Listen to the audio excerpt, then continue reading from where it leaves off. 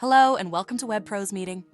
This tutorial shows you how to use your calendar to manage all scheduled meetings in one place. Your calendar is accessed from the host dashboard. Consider this your meeting command center. At a glance, you can see the meeting name, date, and time, so you always know what is coming up. When you click on a meeting, you can open the meeting details and manage everything from there. This label indicates if you are the host or if you have been invited to this meeting as a guest. In view mode, you can see who has been invited and access the chat log for that meeting if chat was saved for that meeting. In edit mode, you can add people to the meeting, change the image, update the title, and edit the description. If needed, you can also delete the meeting, then click Save. You can also start your meeting directly from the calendar, making it easy to go from planning to presenting in just a click.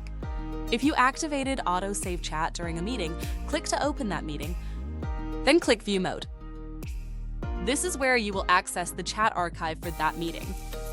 This is useful when you want to review questions, remember what was discussed, or follow up with people afterward.